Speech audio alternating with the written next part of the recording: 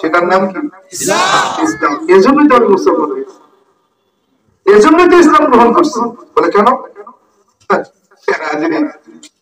কেন ইসলাম গ্রহণ করেছি এটা যদি বলতে যাই, হয়তো আশেপাশে দাদা কাকা যেটা আছে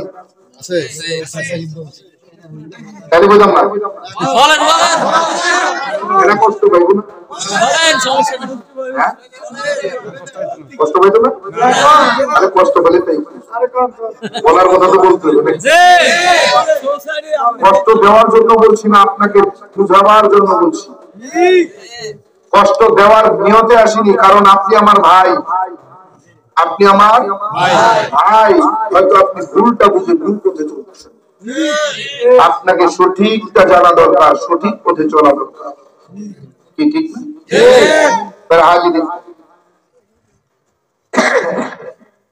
বাবা আমাকে বড় আশা করে, খুব বড় আশা নিয়ে আমাকে সংস্কৃত বিশ্ববিদ্যালয়ে ভর্তি করে দিয়ে আসবে। আমি সংস্কৃত ভাষার উপরে ডক্টরেট করবো, পণ্ডিত হবো, এই খুব বড় আশা নিয়ে আমার বাবা আমাকে সংস্কৃত বিশ্ববিদ্যালয়ে ভর্তি করে দিয়েছে।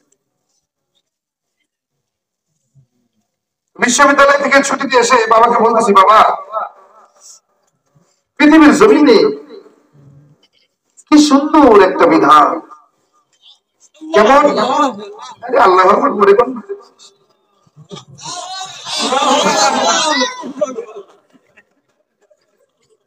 কেমন কেমন বাবাকে বলেছি, বাবা আমরা হিন্দুরা কত ভালো, কত চালাক, কত বুদ্ধিমান, কেন? বাবা আমরা 12 মাসে 13 জন খোদা, 33 কোটি দেবদেবী, তুলসীর গাছে তোলে 64 কোটি ভগবান, আমরা দেখা দেখা তাদের কত বেশি চিন্তা করি। মুসলমান কত বড় মূর্খ, কত বড় মুখ, আমরা দেখে না তাই বাবা বলতেছে সত্যি তুমি অনেক জ্ঞানী হবে, এটা তোমাকে বোঝা যায়, তুমি অনেক জ্ঞানী হবে এটা বোঝা যায়।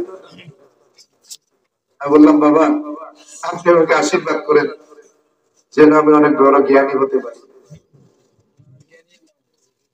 বাবা বলতেছে, হ্যাঁ তোমাকে আশীর্বাদ করি, অনেক বড় জ্ঞানী হব। আল্লাহু আকবার। তুমি আমার মুখ ভরা আশার প্রদীপ, তুমি অনেক বড় পণ্ডিত হবে, অনেক বড় জ্ঞানী হবে, আমার অবর্তমানে আমার বংশের সুনাম তোমার মাধ্যমে করবে।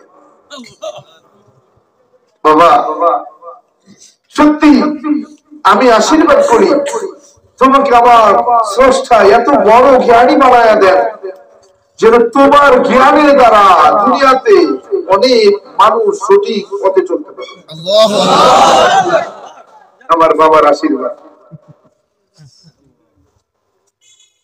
আবু জাহাল যখন বদরের যুদ্ধে যাচ্ছিলেন, কাবার গিলাফ টাইনা ধরে বলতেছে, এই কাবার মালিক, এই কাবার মালিক, যুদ্ধে যাইতেছে, এই কাবার মালিক, যেটা হক দল, যে দলটাকে আপনি হক মনে করেন, ওই দলের বিজয়ের মালা পড়াইয়া দিয়ে কারে কইছে? কাবার মালিক কে? আল্লাহ হক দল কোনটা? ইসলাম। রবের কাছে ইসলাম প্রিয়, ইসলাম সত্য, রব বলছেন ইসলাম আমার মনোনীত ধর্ম। তো ইসলামের পক্ষে যারা তারাই তো হক। আবু জাহাল কাবার গিলাফ ধরে বলেছে, আয় রব, আয় কাবার মালিক, বদরের যুদ্ধে যারা হক তাদেরকে বিজয়ের মালা পরাই দিয়ে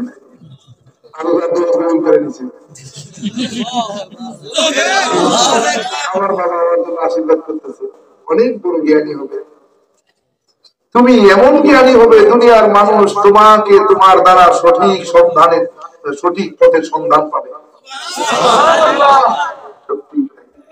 আমার বাবা আমার জন্য দোয়া করেছেন।